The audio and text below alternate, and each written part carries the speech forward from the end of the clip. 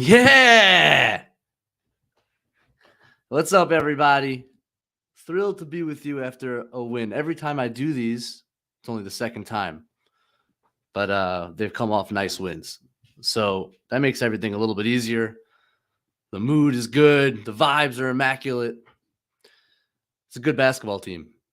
It's a really, really, really good basketball team. For those who don't know, I don't watch games on Friday night and Saturday. I'm Sabbath observant, so I don't watch those games live.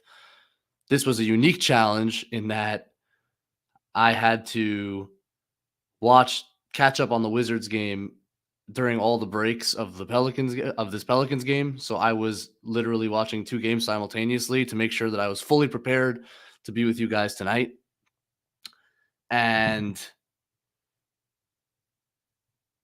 the contrast between these two games, winning one of them when you were down by a lot of points, got to, I think, 19, coming all the way back and playing solidly enough down the stretch, making enough big plays to eke one out. And then on the back-to-back, coming out of the All-Star break, handling a Pelicans team wire to wire and just blowing their doors off. I think says a lot about the makeup of this team. They can win in different ways. They're winning consistently now. Both of these teams are talented basketball teams. Both Washington and New Orleans are talented teams. They're not pushovers. And the Knicks just finding ways right now. They're just finding ways, making enough plays. And tonight was just execution on both ends from wire to wire, as good as they've played all year. I thought it was apropos that the 1972-73 team was honored tonight. Look, that's probably the best team in Knicks history. I'm not comparing that team to this team, obviously. But as we all know, it hasn't been a glorious history. For many of us who are, for me, I'm a 30-year-old Knicks fan. That means that I barely even saw the 90s Knicks. It's been mostly a miserable history. To kind of harken back to the golden age of Knicks basketball and have some of those legends, including Clyde, obviously courtside watching this team play and putting out a product that could make all those guys proud and show that there's a true legacy here. There's a continuity here of the right way to play Knicks basketball. I thought that was cool. That spoke to me. I'm sure it spoke to many of you as well. It's important on a night like this to come out and play well. And the Knicks certainly did that and more. We can talk about the individual play. I mean, look, right now, Julius Randle is on a planet that I did not think he would ever get to. The shot making right now is ridiculous. I thought his defense on Brandon Ingram tonight. In the past, this would be a matchup where RJ Barrett would guard Ingram and Julius would start on a guy like Herb Jones, the lesser threat. And I think partly because RJ's defense has slid a little bit this season, and partially because Julius, since he's kind of been activated on that end, where he's been told to switch and move and be aggressive on the defense, I think his defense has risen a level, and the two-way masterpiece he put on tonight was something to behold. I am somebody who I am always hesitant about Julius Randle. There's something about the way he plays that makes me a little queasy to move forward with him as a centerpiece to try to build a contender. And I have to say, he's starting to really win me over.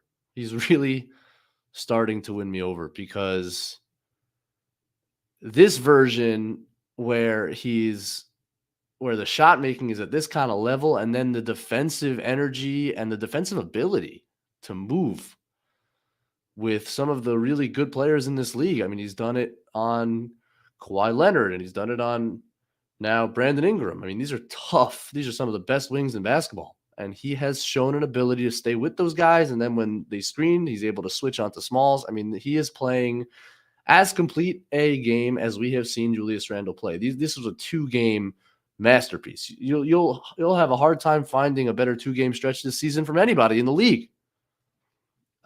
He was extraordinary. He was extraordinary tonight. Jalen Brunson, I thought, had a tough shooting night against Washington.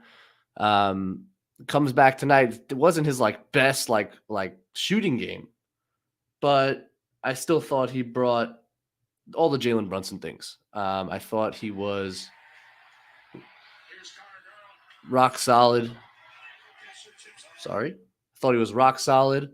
I thought he made shots sometimes when the lead got down to 16, 14, 18, just kind of getting the Knicks back, make sure that the run stopped right when it needed to stop. That's Jalen Brunson. That's what he does. He was solid. And really what I want to get to is RJ Barrett, because I have been waiting for an RJ Barrett game like this, because he's been so far away from this kind of performance where all the decisions, especially in the first half when the Knicks went back to him over and over again, he made the first move of the game was a nasty little through the legs dribble, step back 2. And when he made that first shot, the Knicks fed him. And through all the pistol actions and the pistol pitch actions and the pick and rolls that he ran, it was decision after decision that was the correct decision. And yes, he made some shots. And that's obviously important for RJ Barrett to make shots. But it was the process for me more than anything else. The decision-making was so solid, and it was a pleasure to watch. And, God, that's what we need from him. Winning basketball. Especially when Brunson and Randle sat, I thought he ran the second unit with a grace and a patience. And then the physicality when he needed it. And his defense was better tonight. He was switched on to Brandon Ingram a couple times and did a really solid job. He was on the boards a bit tonight in a way that we haven't seen. I really enjoyed that RJ Barrett performance, and you just got to hope that that's the sign of things to come.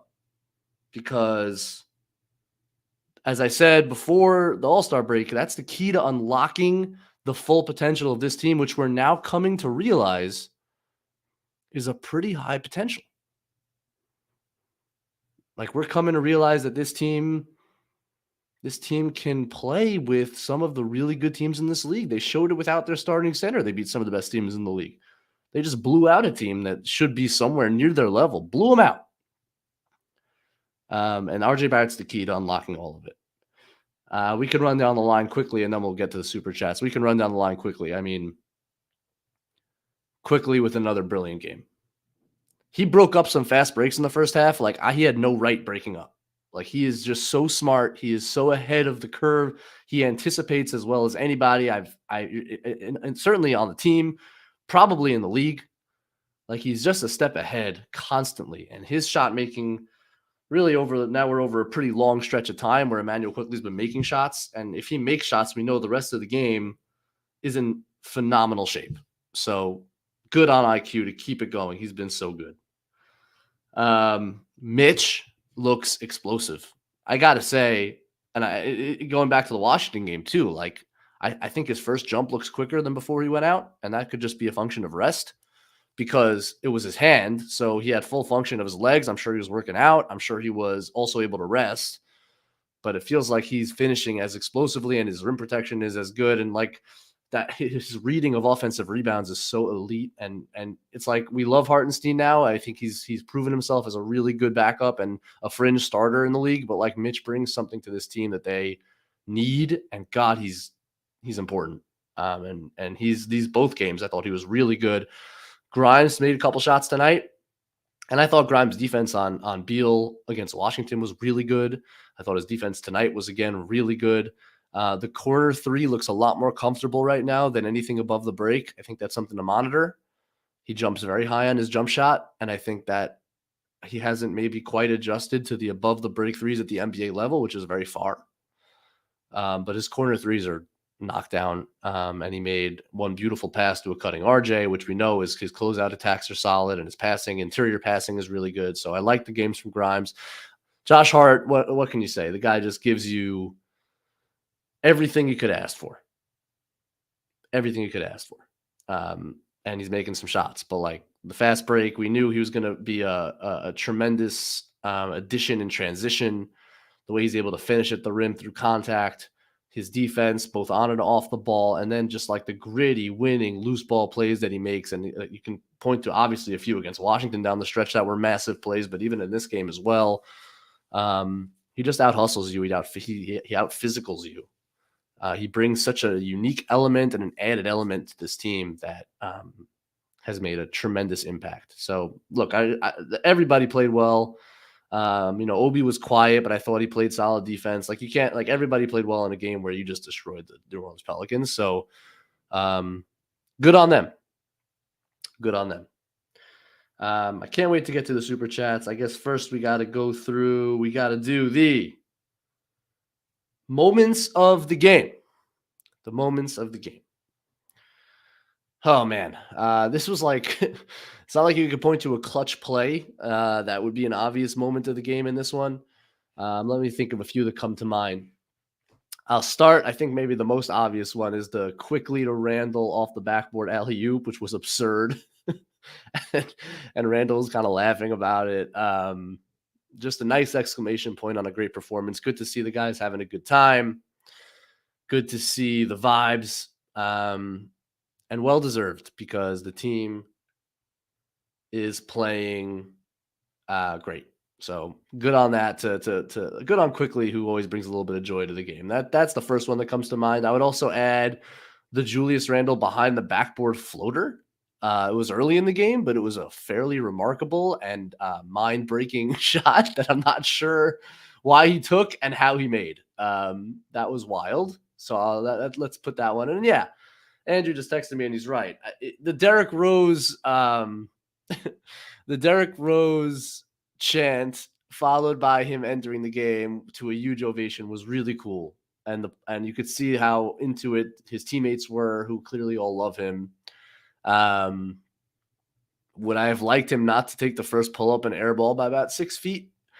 Yeah, Derek, if you're going to have a moment like that, you can there was like 3 minutes left, so you can work your way into it and get some legs under you, old man that you are. And then, maybe with a minute left, you got the legs to drill one. It was kind of an ugly performance, but hey, it was a really cool moment when he checked in. So I don't know. Do we do 3 or 4 of these? I'm going to stick to 3. Those are my 3 moments of the game. You guys can let me know in the super chats if you have any others in mind, but those are 3 great ones. And then the injury report. We got to do the injury report. The injury report is brought to us by Weiss and Rosenblum. Call Weiss and Rosenblum today at 212-366-6100 or visit weissandrosenblum.com for more information. No case is too big or too small. Personal attention to your matter is a priority. Consultations are free. And of course, they don't get paid unless you do. Once more, call 212-366-6100. Previous results do not guarantee future outcomes. If you think you might have a case, speak with a veteran attorney and not a rookie. Our injury report, to continue to contribute to the Immaculate Vibes, there is no injury report. Mitch looks great. Everybody was there. Fournier was back from his sickness, I think. Zion Williamson is on the injury report, I guess. Man, I gotta say, as a basketball fan, it's one of the biggest bummers in basketball right now that we can't watch that guy play. I would have loved to watch him play against the Knicks. He's such a force. He's such a unique talent. It's a shame that he can't seem to stay healthy. I'm wishing him the best. But that is our injury report. So that brings us, I think, to the super chats. So whenever we're ready, let's get going. Here we go. Robert Cross starting us off. Thank you, Robert, as always, for your contribution and for being you, Robert, and for being you. Coach BTB, for those who don't know, that means Big Thread Ben. Or Mr. Drop. I think that refers to drop defense because I talk about it sometimes. Can you please wax poetic about RJ's offensive process from the first half? Hashtag 53 wins. Robert, I beat you to it. I beat you to it. Yes. And there was a variety to the process. And I guess that's what I mean by the process. There was a manipulation of the defense because he was getting to the rim. He was finding Mitch on the lobs. And then when they had to react to the lobs, he was finding the opposite corner. He was passing early. He was passing late. He made a drop-off pass to Mitch. Like everything was in sync tonight for him. That first half was a masterful on-ball performance by RJ Barrett. So I will continue to wax poetic about his offensive process. It was terrific. More of that, RJ Barrett. Bottle it and take it to the next game. Love to see that. Thanks, Robert. Another one from Robert. He's not gone yet. RJ Barrett would like a word with Kevin Danishevsky. Hashtag receipts. Hashtag 53 wins. All right. First of all, no one messes with Kevin Danishevsky. I'll stand up for Kevin. Second of all, let's see him keep doing it. I thought Washington was a fine game. I thought this was a very good game. Let's see him put together a couple weeks, a month, 2 months of really good basketball with smart decision-making and good defense. And then we can bring out the receipts. Thanks, Robert. DJ MKC. Thank you for the contribution, DJ. I love this team. There's a lot to love. Salute to Leon and Co. for putting this together. If they would only speak to the press, then they'd be perfect. Yeah, if only. I think the press issue is I think it gets overblown and underblown. I do. I think it does matter. I think journalism matters. I think there are good people on the beat that would ask good questions and would be helpful to have them accessible, etc. I don't want to, but I also think it's a bit overblown by those who are obviously very close to it. But that's all I want to talk about regarding their media availability. But yes, we love this team. They deserve our love. They're playing excellent basketball. They're playing to the standards that we should expect from the New York Knicks. Let's make that the standard. Let's make this the standard. This was great. And agreed. Salute to Leon and Co. Yes, there have been errors. There have been mistakes. They have done a generally good job of admitting when those mistakes have been made and not doubling down and not submitting to the not allowing sunk costs to sink them. And I give them credit for that, and they've had to admit those mistakes, Fournier, like the whole last offseason, in order to bring about the success this season. And I do really give them credit for that. I think that's hard to do. It's swallowing your pride. It's admitting to your owner that you made the mistake. But I do give them credit for that. Thanks, DJ. Hamdi M. Thank you so much for the contribution, sir. Blowout win at home. What more can we ask for? And on a back-to-back. Nice moment, D. Rose. I'm so impressed with IQ. Such a complete player. He is such a complete player. He just fills in all the gaps. He fills in all the gaps for this team. I love right now where his role is. He's basically closing every game now. What did he play tonight? He played 27 minutes. He's that sixth starter. He had 7 more rebounds, 2 blocks, and a steal. I mean, fills the stat sheet. He is a potential 6th man of the year. I think a deserving candidate for sure. The home away thing. Bondi had a tweet. It was a few months ago now about the record at home and away, and I have to say, like, as someone who's watched all the games, and I really don't think there's anything to it. I just don't. Like, I don't buy that they're like scared at home or choking at home. I think it's a matter of coincidence. It's the sample sizes aren't that big in both road and home that this would be like a big story. I don't think it's that big a story. I think that they are playing good basketball on the road and at home. I think that all those numbers will probably even out because they're just good. Thanks, Andy. Sam L. Thank you, Sam, for the contribution. A convincing win to wrap a 2W back-to-back, a 2-win back-to-back in front of the 73 team. Just beautiful. D-Rose chance, good vibes all around. Can you feel the wind at our back? I can.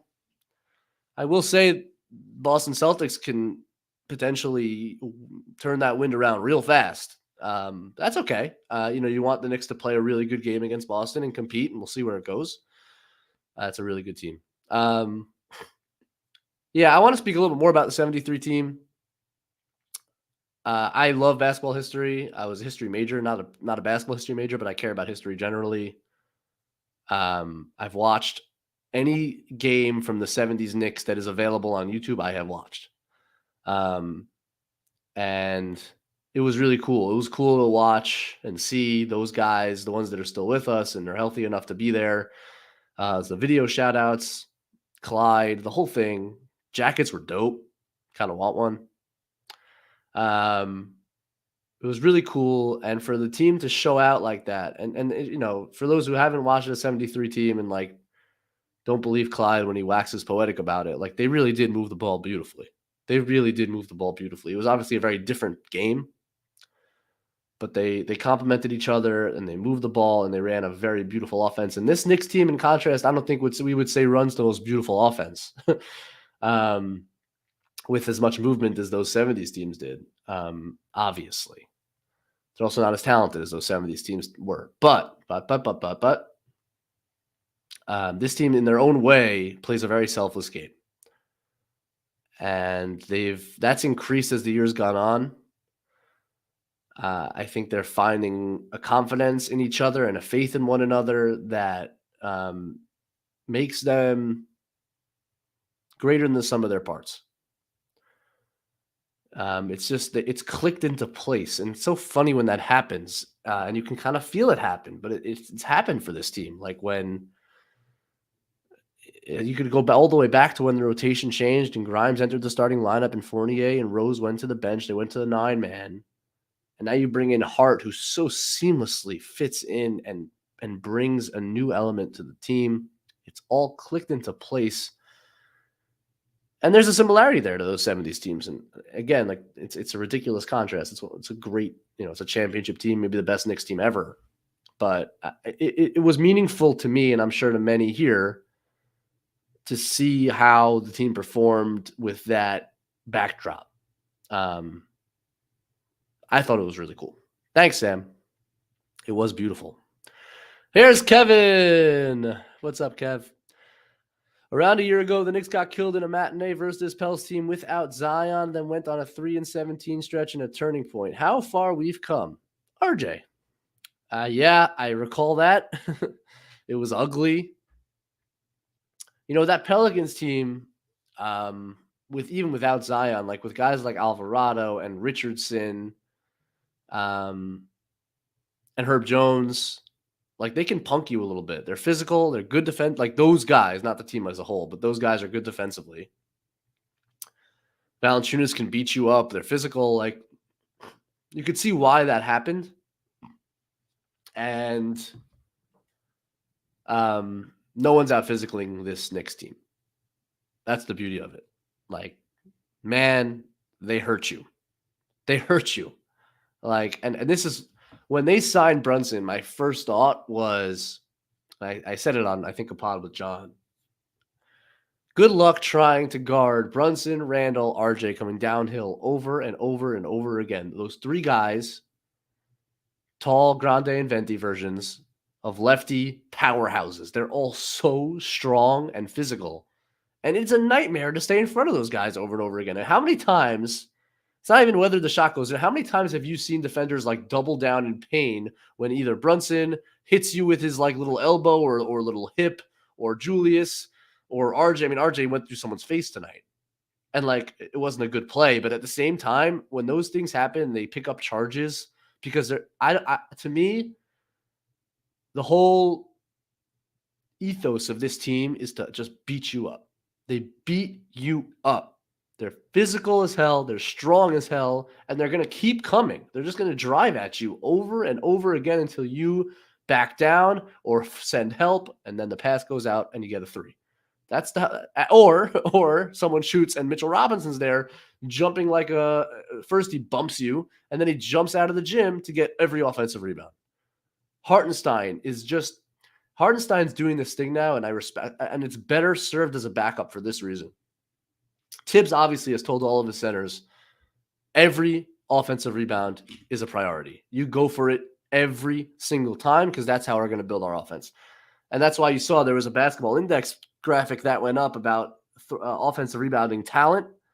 And it was based on two different metrics that they put together. And Basketball Index, I think, has a lot of great stuff. And these visuals are sometimes very helpful, though you have to kind of get some context. But the crazy thing about the graphic was that all three of the Knicks centers, Hartenstein, Mitchell Robinson, Jericho Sims, were like literally in the top right corner, showing that these are three of the best offensive rebounders in basketball. Three. Now, yes, they're good offensive rebounders, all of them in their own right. Mitch being the best of them because he's both insanely athletic and very strong. Sims jumps out of the gym. Hartenstein, and this is what I was going to get to, Hartenstein will lean on you when a shot goes up. And either this is a 7-foot monster with a lot of weight to him. And he gets called for a lot of fouls. You'll notice push-off fouls. They can't call every one. Like, he's so physical down there going for these offensive rebounds. And like he gets called like twice a game but as a backup, it's less of an issue because he doesn't need to get the starters minutes. Like, I don't mind it. They're aggression fouls. And the Knicks get a lot of aggression fouls. They do get some charges because they'll plow you over. And they'll get some offensive rebounding fouls, but that's all part of the script. That's all what they're supposed to be doing because they're just wearing on teams. And you love to see that. It's a cool identity that they have right now, and it's clicked into place, especially with the addition of Josh Hart. Thanks, Kevin. Robert's back. Coach Big Thread Ben. I can't call myself Big Thread Ben. I'm just going to leave it to Coach. Coach, I have been telling IYB John. I don't know. I don't know who I mean, I assume it's Macri. I don't know what the acronym is, Robert. I'm sorry. That the Knicks are a dark horse for the Eastern Conference Finals. Do you see the vision? Do you believe? No. No, I don't. Because there are, I think, 3 pretty elite teams in the East and a 4th that's knocking on the door in Cleveland. I don't even see the Knicks winning a first-round playoff series. If you ask me right now, will they win a first-round playoff series? My answer would be no. I would love to see them give whoever they play a run for their money. And I'd love to see them get the 5 seed if possible and probably play Cleveland because I think that's probably the best matchup. And I think they could take at least a few games off of that team. So, but no, I mean, I'm still skeptical that this team can compete at that highest of levels with the elite teams in the league, but I think that's okay. You want to see them compete in the playoffs if and when they get there. That's what you want to see. You want to see them take a couple of games off whoever they play. Make them sweat. Because I think that's a great learning experience for a very young roster with very little playoff experience. And I think it shows the rest of the league that it's a serious team. And I think that's the goal. Thanks, Robert. Dom Cappuccini, thank you so much for the contribution, Dom. Hashtag we back. Yeah, we all the way back. The corner has officially been turned at the beginning of this winning streak. Yeah. I don't think I have anything to add to that, Dom. I think this team has found it. I think they found the identity. I think they found the formula. And I think it's all showing itself in a beautiful way. Thanks, Dom. Handy's back. Benji, you are good luck. Don't let anyone tell you otherwise. Thank you. Thank you, Andy. So when the Knicks beat Boston, they had blown so many leads at that time that when they went up by, I think it was 3, and Boston had the ball, I just tweeted out, what a job by the Knicks coming back and beating Boston. I just put it out there because you know what? It couldn't get any worse. It couldn't get any worse. They couldn't keep a lead. They were blowing a bunch of games. They were losing in the most heartbreaking ways possible. So I just put it out there. I'm like, you know what? Worst comes to worst, I get shredded for this, but maybe we turn something around. And hell, we turned it around. This was an overtime, by the way. So it was not when they gave up the 3 to tie. It was an overtime. So maybe I am good luck now. Maybe I am. Thanks, Andy. Who's next? TK. What's up, TK? We cannot lose IQ. We need to sign him for a very long time. He's so important. I think the Knicks have the best bench role players in the league. I think the Knicks will do everything in their power. I shouldn't say everything in their power. I guess everything in their power would be like throw him a max. They're gonna work hard to get IQ signed for a long time. I think he has proven himself to be invaluable to this team. It's basically been that way since he joined the team as a rookie. He's been invaluable to this team. I think Josh Hart, this team had a great bench 2 years ago and last year. And this year was really struggling. And I think that adding Josh Hart has kind of transformed this bench into what it was, that identity that it had prior, that they just kind of, they were havoc wreakers, like forcing turnovers, getting out on the break, getting offensive rebounds, like playing with pace. Like Hart adds all of that. And I think Derrick Rose, when he was, certainly the last couple of years, brought the pace element. And I think that really, without him, I think that decreased. And I think adding Josh Hart and his rebounding and his get and go game and his transition play and finishing, I think has kind of reintegrated the pace element into this bench. And that's the way they need to play. Because certainly for Obi to be successful, that's how they need to play. And I love when Quickly plays with pace. And yeah, the second unit, and RJ with that second unit benefits too from the pace. So I think Hart has been so key for those reasons. I think it's shown in how the bench is kind of transformed, and IQ being that stalwart for the bench and doing everything for them. I agree. I think it gives them one of the best benches in the league. I think he's one of the best bench players in the league. Straight up. He's one of the best in the league. He's that good. Thanks, TK. Fargo Tufo. Thank you, Fargo, for the contribution. Hello from the land of enchantment. Beat a hot team yesterday and a struggling team today. Next game against the Celts will be a good measuring stick. It will be a good measuring stick. 100%. And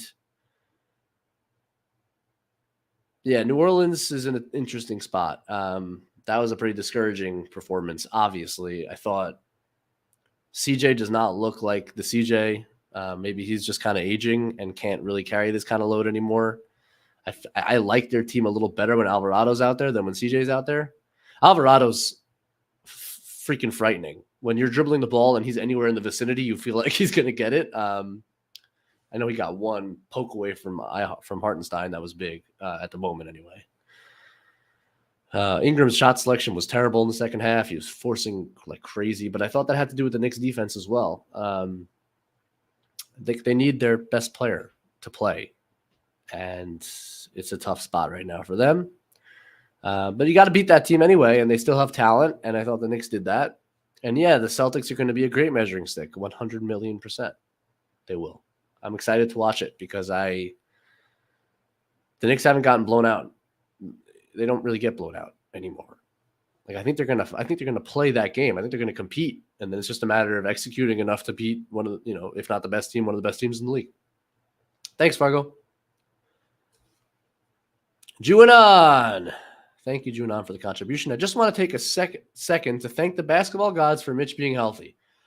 Maybe Tibbs is onto something with this rim protection thing. Salute KFS. Thank you for the salute, Juanon. Thank you for the contribution.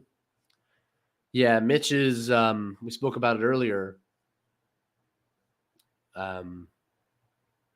Because the Knicks play this way, well, I shouldn't say it that way. Let me reorganize that thought.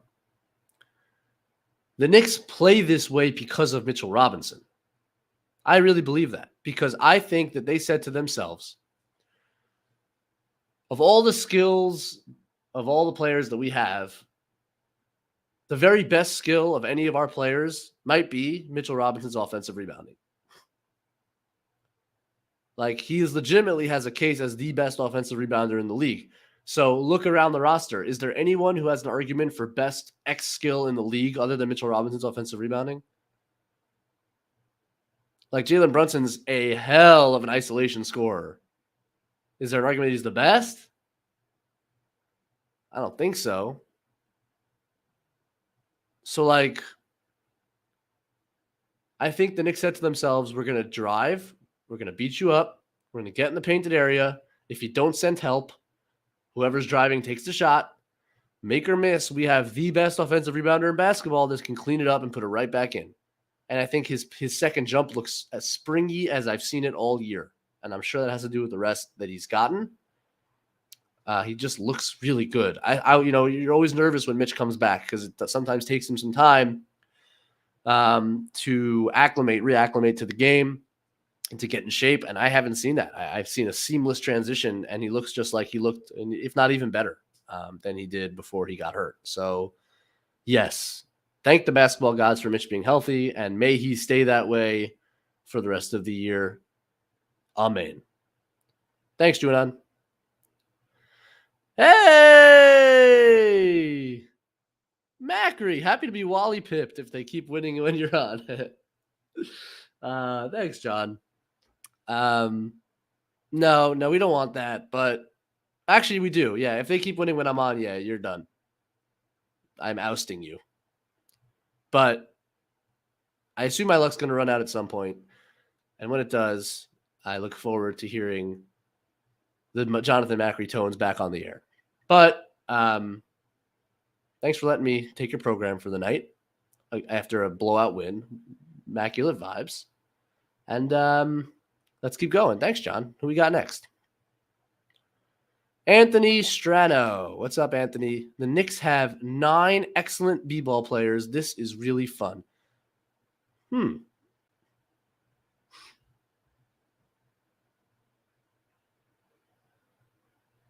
Yeah, I think the only guy right now that's like, and again, not all his fault. We've talked about this at length. But like the only guy where it's like, is he the best fit for this 9-man rotation is Obi. But like they're playing well enough and he's doing enough, just enough. And I thought his defense at times was really good tonight. He's doing just enough to kind of hang on there. And I think, but that's the question is the Obi question that remains. I think he's a good basketball player, to be clear. I just don't know if he's a great basketball player or an excellent basketball player, as you put it, in this system, playing where he's playing and how he's playing. They certainly have 8. And by the way, Evan Fournier can play too. That guy's a good basketball player, and he's not playing. And hell, Deuce McBride has shown flashes and improved throughout the course of the year. And if they need to go to him, you feel very confident now if a guy goes down that they can fill in Fournier and McBride. And I think they're in a good spot in that sense. I always thought this team was deep. I thought they hamstrung themselves a little bit with their rotations. And I think now you're seeing, obviously, Hart, you add another really good player, and it kind of clicks everything into place in terms of the rotation. Thanks, Anthony. Sam Garcia's dad. I think this is my first read of a Garcia family post. What an honor. What's up, Sam Garcia's dad? Props to you, Benji. Thank you. You always do an amazing job filling in for John. Thank you. Tonight was fun. It was. I love the easy wins. Me too. Half game out of the 5 spot. Hell yeah. Let's go get it. I mean, I saw Brooklyn lost to Chicago by like 100 million points. That's discouraging. Again, I don't think they're going to tank. Obviously not going to tank. I don't think they're going to collapse because I think they have enough talent to win some games. But they're not going to win a ton of games of these last 20 or so. I think you have a shot if the Knicks keep playing the way they're playing. I do think they have a shot here to take that 5 spot. So I agree. That's the plan. That's the goal. Try to get that Cleveland series. Can you imagine the Donovan Mitchell versus the Knicks series? Woo, boy. That sounds like a lot of fun. And yeah, stay the hell out of the play-in. Obviously, that's the goal. So that's the top 6. But if you can get the 5, even better. Thanks, Sam Garcia's dad. Charm City Knick fan. Thank you for the contribution. Picking up where the 2021 team left off. Nice team win. The 50th anniversary show was nice, but the 90s guys there with no Oak was garbage. Fix this, please, NYK. Yeah, I don't know. Why wasn't Oak there? He's still suspended from the Garden forever and ever. Is that what it is? Randomly, I was at that game when he got thrown out, and I kind of witnessed the commotion and then looked down and saw what was happening. It was kind of crazy. Yeah, they are picking up where the 2021 team left off.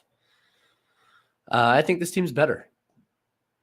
I think, look, a lot of things about that 2021 team and the league in general was a little bit fluky because of the COVID season and the empty arenas and the way that they shot the 3 specifically, like RJ and Randle shooting 40+%, which was crazy. And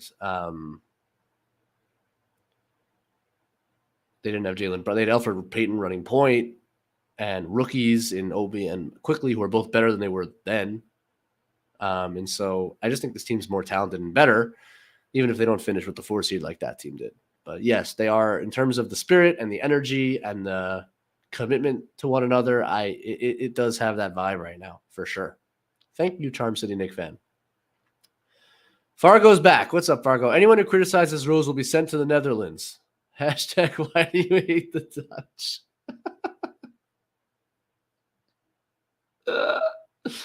I don't even remember the context of when I said that or why I meant to say the Netherworld and I said the Netherlands, but I don't even remember why.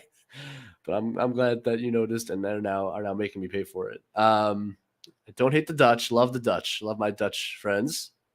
I think don't have many, but I have one. And I think the Dutch are wonderful people. This is what the post game is all about. Thanks, Fargo. What we got next? Guber then. What's up, Guber then? You know, I've heard John say Guber then a million times, and I always wondered how it was spelled, and now I know. Thank you for the contribution. Knicks are actually good. They are. The We Here season, we were good, only good in context. We're actually real good this time. That's so weird that you just wrote the super chat after I said it. Because I know you wrote it before I said it, but that's exactly what I just said. So thank you for reiterating it, Uber, then. I appreciate the contribution. I appreciate the comment. You are 100% right. What do we got next? Andrew Claudio, GMAC. Can I just say, Andrew Claudio is a gem. You, the Knicks fan school community, are extraordinarily lucky to have someone as dedicated and as talented as Andrew Claudio, and he is the reason that this thing every single day can function and can bring forward the content from all of the content creators that it brings. Plus, he's a content creator himself. I mean, you guys have heard his pregame shows and how good those are. So Andrew is a gem. All right, what's up, Andrew? First time, long time, important question. What part of the tri-state area is for hiding after the apocalypse begins as a result of the Knicks winning a playoff series? I vote Barclays. Okay, but here's the thing. I don't want to hide in Barclays because Barclays is the chum bucket. And I don't want to go there for any reason, even if it's to hide from an apocalypse. Though I admit that their nasty green/copper ceiling may keep out the fumes and may keep out the whatever happens in an apocalypse. So it might be a good hiding spot, and yet I think I might rather stay outside.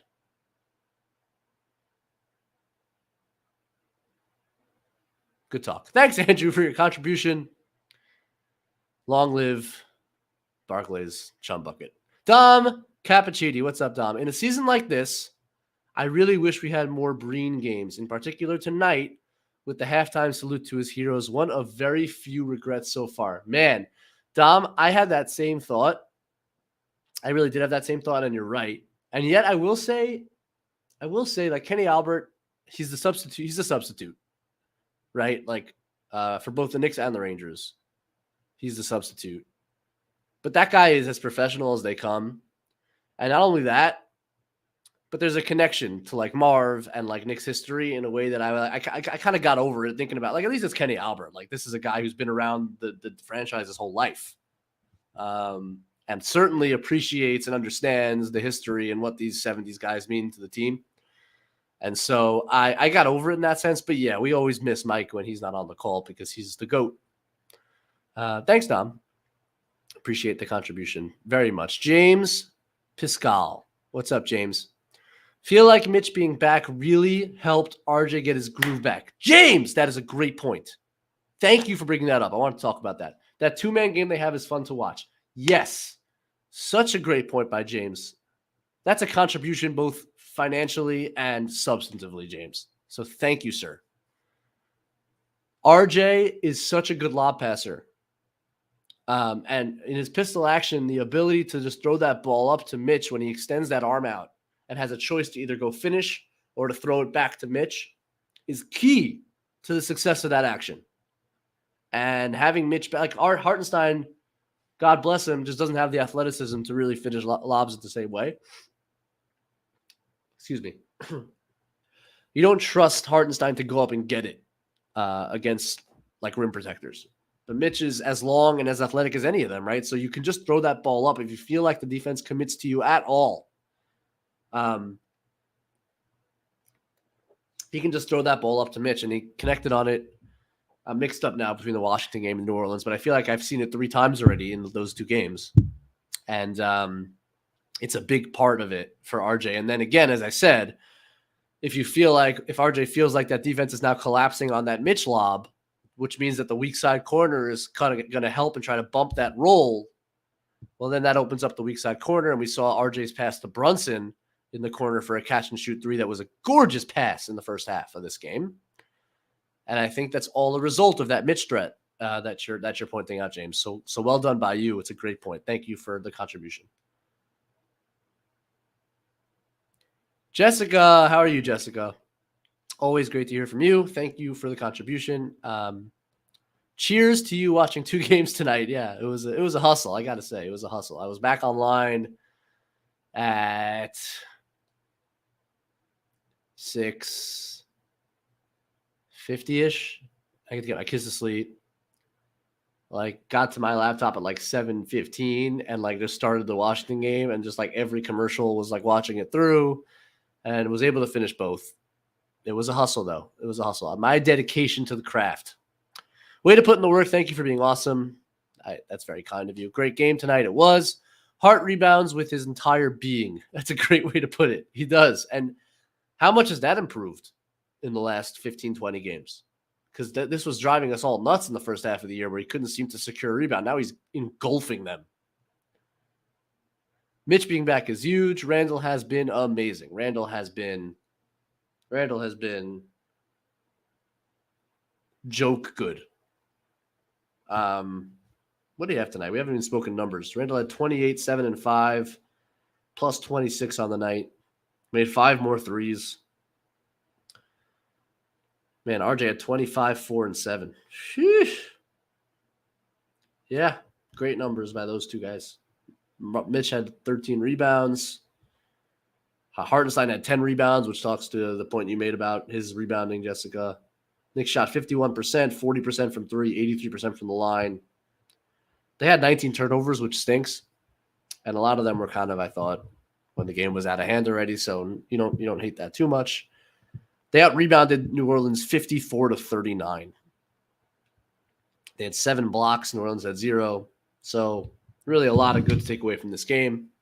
And it was a great game. It was great to see the Knicks just get a wire-to-wire blowout win. They haven't had too many of those this year, so it was cool to see and kind of relaxing and nice and easy to watch. So thanks, Jessica.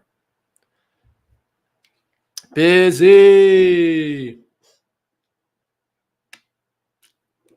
What's up, Busy? Appears RJ can give us either good defense Wiz game or good offense Pels game. He can't give us both. I didn't think his defense was bad tonight. I know he lost Herb Jones a couple times on backdoors in the first few minutes of the game, which kind of drove me nuts. But I thought his defense was pretty good tonight. And obviously you have to watch the tape and kind of watch each possession to really get a feel. But I did not feel like his defense was bad tonight. So I'm going to, I'll push back a little bit on that, but I thought this was a pretty complete game from RJ Barrett. I do. And he just needs to do more of it. And there's no question with RJ, as is true with most basketball players in the world, that when you're playing good offense and making shots, it's a little easier to play good defense too. And I think you're seeing that as well. Thanks, Busy. Cliff G. What's going on, Cliff? I go back to the 70 and 73 teams. This team is fun to watch and root for. Everyone is too anxious to find the flaws. Enjoy the ride. By I go back, I assume that you mean that you actually watch those teams, which is awesome. My dad speaks glowingly about those teams, which are the teams that he grew up on. And I think anybody who kind of grew up in that era, that's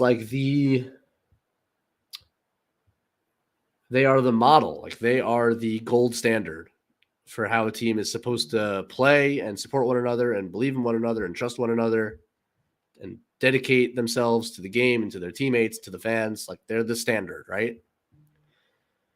And for the flaws that do exist on this team, I think they're living up to their end of the bargain here. I think they play every night. Let's start there. They play every night. And more as I have kind of grown in my basketball understanding and have invested more and more in watching this team, watching basketball, watching the NBA, and caring about the product and the league, because it's now something that I contribute to in my own way. The fact that they play every night, that Julius Randle plays every night, that Brunson's missed 2 games, that RJ's missed a few games, they play. They don't miss games. Mitch got hurt. Otherwise he's out there. This team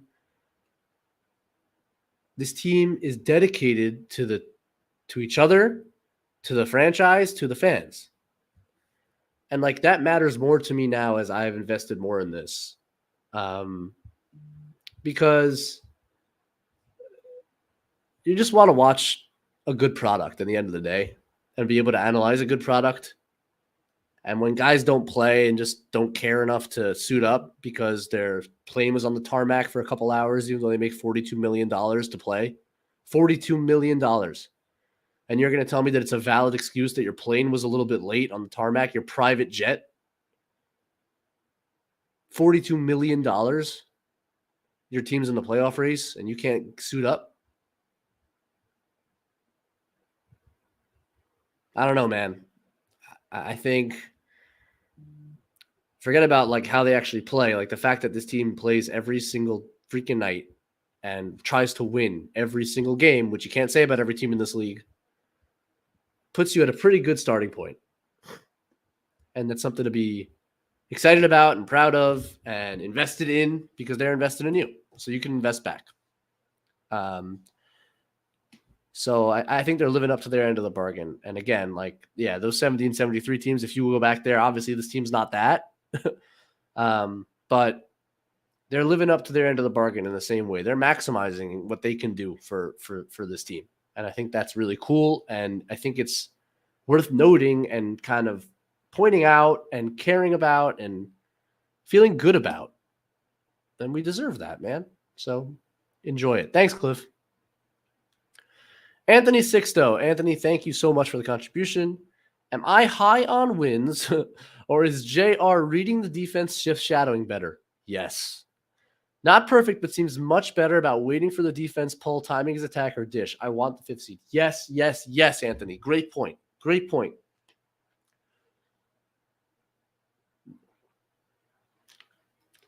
There was one play all game. Maybe you guys remember it. where I was really frustrated with Julius. And it was kind of an Atlanta Hawks type play where he got trapped. They fed him the ball over the top in the post. So someone was fronting him in the post. The ball came over. And so he caught the ball with his back to the other basket, right? And just like in the Atlanta series, that leads to they bring an immediate double, right? And I think Josh Hart cut middle and was open, and Randle just either didn't see it or was feeling himself a bit too much to hit him, and ended up taking a right shoulder, so turning left fadeaway baseline that missed. Pelicans came down and made a fast break bucket. It was like basically creating a fast break. And that was the one time where I thought he made the wrong read all night. He's reading the doubles. He's reading where the help's coming from. He's just been so solid in that aspect. He had 5 assists to 2 turnovers tonight, but I felt like he started a bunch of good possessions with just making the right play. It's never going to be as quick as you want it to be in terms of reading the defense, but right now he's found a way to anticipate what the defense is doing and making the right play out of it. And I think that's a huge thing for this team. And I think Brunson putting some pressure off of him, taking some pressure away from him, helps there as well. Thanks, Anthony. Fargo, what's going on, Fargo? Professor Ben, can you explain to XJ, preferably with stats and charts, how the current offensive play style helps the D by limiting transition opportunities? Interesting. First thing I'll say is a shout out to the great casual crew, who, though they are called casuals, are anything but. Really are anything but. These guys are so well researched and so smart and so invested. If you guys haven't checked out like their content, it's awesome. They've added such a great spirit to our team that just like, I don't know, we have a chat just amongst like the KFS. We call it the faculty room, right? Where we're spitting and bouncing ideas off of one another. And God, I love talking with those guys about the game and about different elements of the game. Cause they're really just good. They're just good. They're great additions to our team. So shout out to XJ and those guys, all of those guys. It's interesting. I had a thought today as I was watching the game. The Knicks transition defense has been pretty poor all year. And I actually disagree with this point, Fargo, to this extent. I think because the center always crashes the boards, and because Julius almost always crashes the offensive glass, and the Knicks certainly when Josh Hart is in the game, he goes for every offensive rebound. I think it actually leaves them very vulnerable to transition opportunities because they send 3 guys to the boards. So if they don't get the rebound, that means the opposition's going with numbers the other way. And one of those guys being Brunson back, which is tough, right? So I actually think that one of the reasons their transition defense has been so poor this season is because they are so aggressive on the offensive glass. That said, I will say that the fact that they get to the line at a pretty good rate because of this style, and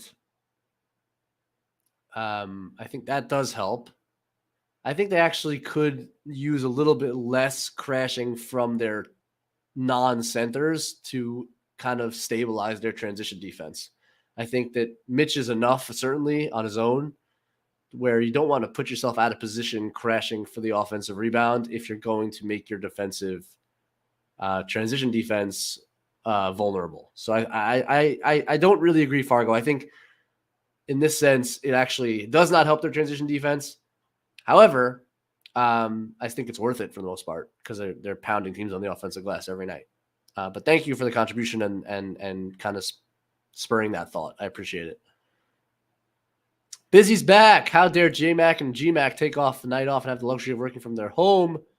No excuses. Busy. Thanks to the great contributions of the wonderful patrons and the wonderful super chatters of KFS. Andrew and John are able to make some money off of their amazing content, as they deserve to. Here's the thing. The money that they make does not quite get to... look, we can fact check this. Andrew, I don't know. Maybe you give me a call if I'm wrong. Don't think they make $42 million.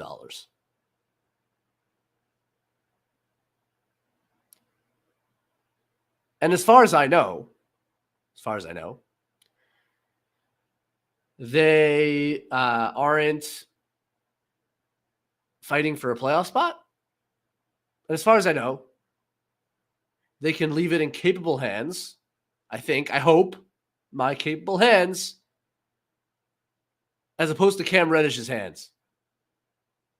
Like, Cam Reddish had to shoot a ton in that game, and like he needs to be a supporting player, and he could be good in that role and everything. But like Dame Lillard just deciding to sit and Jeremy Grant just deciding to sit because they were freaking on a tarmac is crazy. They just had a week off. I can't with this. We have Stockholm syndrome. We NBA fans have Stockholm syndrome about load management because we, the fans, make excuses for these guys. There's no excuse to sit out a game because you were on a plane. It's a private plane. It's a private jet, man. Busy, my kids keep me up like 3 times a week all night. I don't sleep. I go to work the next day. And I'm not on a private jet. I'm on the freaking Metro North. Like, come on, man. I love you, Busy, but like, come on. We're not making excuses for Damian Lillard. No. He was healthy. Stretch on the plane, man. You have a masseuse on there. Have your masseuse who's on the plane give you a massage on your private jet while you're sitting on the tarmac, so that you can play in the freaking basketball game that's really important to your team, that your millions of fans want to watch you play and hope that you can help your Portland Trail Blazers, who you're so dedicated to, make the playoffs. Because you're in a hopeless franchise, because you're a mediocre team that's not going either direction. So you might as well make the playoffs. Come on. We have Stockholm syndrome, guys. We need to stand up for ourselves. These guys are getting paid a lot of money because we pay a lot of money for television rights. They can play basketball. Enough of the excuses there. This is like crazy to me. Busy, I love you. I respect you. But let's go to the next comment. Oh, we're back. That was my equivalent of Twitter peeps being mad over Portland players sitting out when facing less than optimal working conditions. Busy.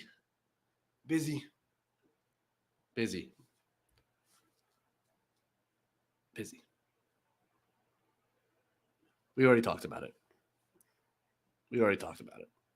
Charm City Knicks fan. Not only a good team win, but a close. Lesser teams coming back in a situation this team has put themselves in too often this year. Keep closing. 100%, a million, 1,000, gazillion percent. Yes. They kept this team at bay. I think it got to 16 was the closest it got to. There was a great play. Knicks called timeout after a couple of silly turnovers that I think cut it to 16. And out of the timeout, the Knicks ran one of their favorite little plays, which is an elbow entry to Randle on the right elbow. Center clears. Brunson comes around. The hope is that the defender opens up his feet to Randle's left, anticipating a screen, and then Randle just bursts to his left and he made a layup. It was a really good play call and kind of stemmed the tide, and from there, it never got close again. But yeah, this team is learning. I think we haven't seen one of these collapses in a long time. Like, you got to give credit where credit's due. Like, they've definitely learned. They're smarter about running their offense instead of just like stalling their offense. Again, it's a young team that's learning. And even Brunson, who is, not extremely young. I mean, he's 27, 28. He's learning how to be a lead ball handler for a winning team. It's not something that he's done a ton in his career. So I think you got to give them credit for learning from their errors and improving. And yes, this was a perfect example of closing a basketball game, never letting it get close. Thanks, Charm City.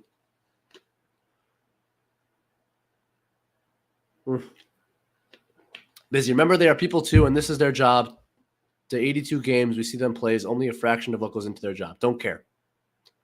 Don't care. Sorry, Busy. You're not going to convince me on this one. You're not going to convince me on this one. There's no reason he couldn't play that game. We all go to work when we're not feeling our best. And he wasn't even not feeling well. He just happened to be on a plane for a long time. A private jet with his masseuse and his full-time staff. Come on. Jessica, my comment before, I meant Josh Hart rebounds his entire being. You got to be specific about where our hearts these days. He puts his whole body into every rebound, smacking the ball so hard you hear it. Yes, Josh Hart is a menace. He's a menace. He's a physical basketball player. And he throws his body around. And I really feel like it's added a certain toughness to this team that they didn't quite have on the wing. They didn't quite have it on the wing because as much as Quickly is a really good defender and Grimes is a really good defender, they're not as strong. I mean, they're quick defenders and they're smart defenders, but they're not super strong defenders and rebounders. And RJ theoretically could one day be that player, but he's not right now. So I think Hart brings something different to the squad in that sense. And yes, you nailed it, Jessica. He is he puts his whole body into everything, not just rebounding, but everything he does. Like his finishes in transition, he throws his body at you. And if you're not willing to take the hit, he's just going to finish. He's been a joy. He's been a joy and such a great addition to this team. Thanks, Jessica. Dom's back. Once a Nick, always a Nick. Hernan Gomez took a nice jog down memory lane on some disappointing Knicks teams. He's a good player. He doesn't, he's always going to have his holes because he's not going to be the quickest defender, but you saw it he gets in the game and he immediately he's just like vacuuming and rebounds. He has great hands. He makes a three. He finishes. He gets someone on a pump fake and draws a foul. He's a really, really talented basketball player. Hernan Gomez. And I understand why doesn't have a role on this team because it's tough defensively, but he's a really good third string center. He was a good pick by the Knicks. I mean, he's good. It was a nice jog down memory lane, and I'm glad he played well, and I hope he gets some more time with this team, which is struggling, because I like him. Thanks, Dom. Charm City Knicks fan is back. Way to channel your inner Stephen A on that busy post response, Benji. I'm not channeling my inner Stephen A because Stephen A mostly, if not entirely, does it for like the shtick of it all, if you will.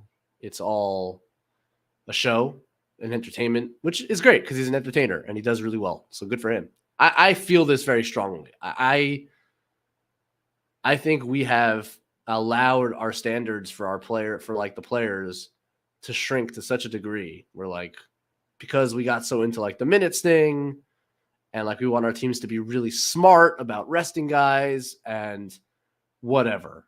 Ultimately, end of the day, it's a freaking entertainment product and you want to watch these players play. Let's not get it twisted. And they're not playing mostly, there's not enough good reasons for the amount of games that are being missed. Period. So, I feel very passionate about this. I think the league needs to address it in a real way. They're making so much money, man. It's not a good look. Thanks, Charm City. Is that it? Oh, no, that's not it. Hey, Kevin. That's Miami Heat fan Stephen A to you, Charm City. Yeah, we've disavowed Stephen A from his Knicks fandom. Yeah, I don't want to end on that note because it's a negative one. And the Knicks, thankfully, and here's the positive spin to it, is the Knicks don't play into that garbage. Now, look, here's the other side of it. Julius Randle bumped his knee with about 4.5 or 5 minutes left in this game when they were up 30, and he shouldn't have been in there. And I swear to God, if he misses a game because of that, yeah, that's a huge error by Tibbs. The guys should have been out of the game earlier. So it gets to an extreme. I'm not saying it needs to be to an extreme, but here's where I personally like the approach that this organization takes and the coach takes and the players take, which is If I'm well, I'm playing. Back-to-backs, don't care. Ton of minutes, overtime game, don't care. And not only that, we're going to win on the second night of back-to-backs after tough losses because we just show up to work, man.